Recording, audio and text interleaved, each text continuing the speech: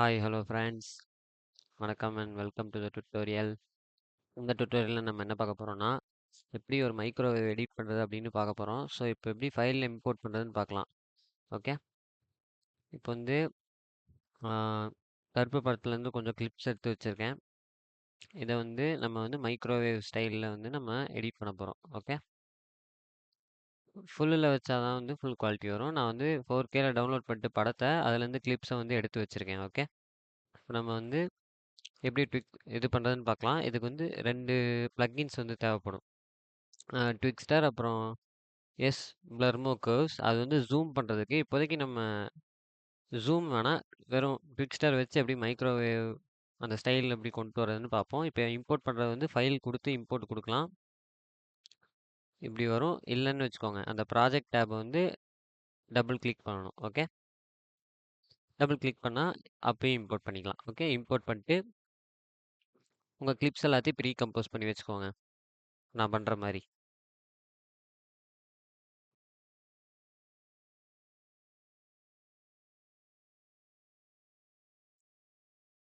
Pre compose பண்ணிவிட்டு அந்த pre compose பண்ண கிளிப்பில் வந்து ட்விக்ஸ்டர் அப்படின்றத ஆட் பண்ணிக்கோங்க. ஓகே,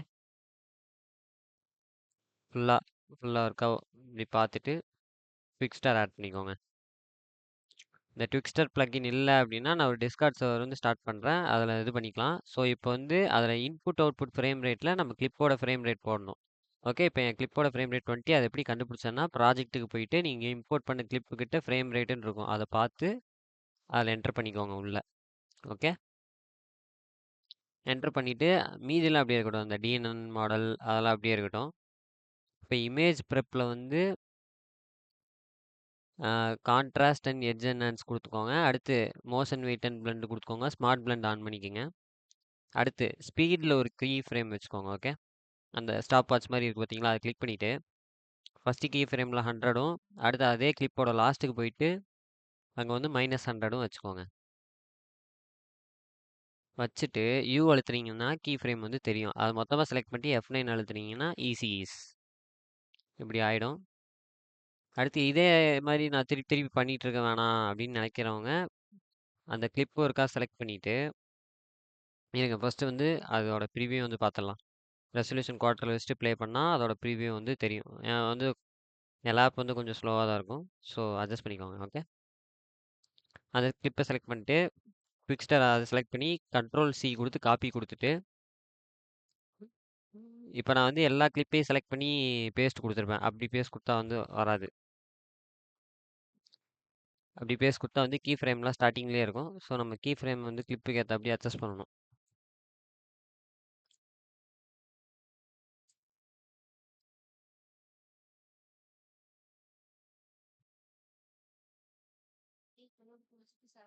ஆ,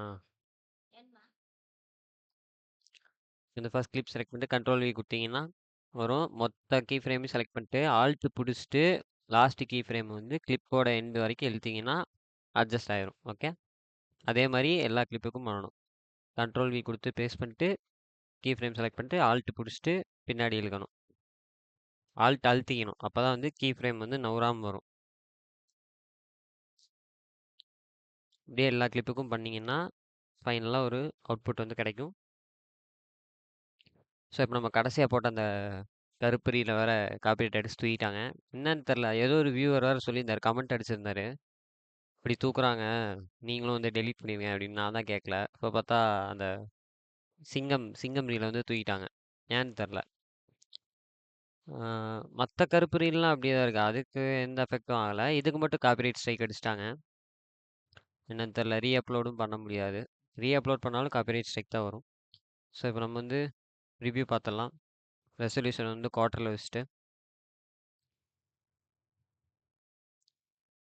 அந்த மாதிரி ஒரு மாதிரி போயிட்டு ரிவர்ஸில் வருது பார்த்தீங்களா, அந்த எஃபெக்ட் வந்து க்ரியேட் ஆகிருக்கும். இதுலேயே ஜூம் வச்சா இன்னும் கொஞ்சம் நல்லாயிருக்கும்.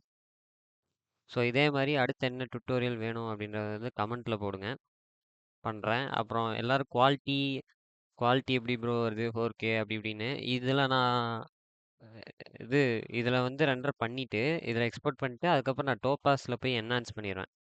So after effects topaz apply பண்ணதுக்கப்புறம் சிசி அப்ளை பண்ணுவேன். ஸோ டோபாஸில் உங்களுக்கு வீடியோ வேணும் அப்படின்னா அதுக்கும் கமெண்ட்டில் போடுங்க. அடுத்தடுத்த டுட்டோரியல் வந்து இறக்கிடலாம், எந்த பிரச்சனையும் இல்லை. ஸோ மீண்டும் அடுத்த வீடியோவில் பார்க்கலாம். ஸோ அடுத்து என்னென்ன எடிட்ஸ் வேணும் இல்லை எடிட் டுட்டோரியல்ஸ் வேணுன்ற எல்லாத்துலேயுமே கமெண்ட்டில் போடுங்க. தொடர்ந்து நான் வந்து எல்லாத்தையுமே நான் அப்டேட் பண்ணுறேன். ஸோ இப்போ வேறு காப்பிரைட் ஸ்ட்ரைக் வேறு ஒன்று கொடுத்துருக்காங்க. வியூஸ் முன்ன மாதிரி போகுமான்னு தெரியல. எதனாலன்னு தெரில. நிறைய பேர் அந்த சிங்கம் சீன் போட்டிருக்காங்க, நமக்கு அடிச்சிருக்காங்க. சரி பார்ப்போம். ஒன்றும் பிரச்சனை இல்லை. அடுத்து என்னென்ன வீடியோ வேணுன்றத கமெண்ட்டில் போடுங்க. மீண்டும் அடுத்த வீடியோவில் நான் பார்க்குறேன். Until then, signing off. Bye bye, friends. Bye.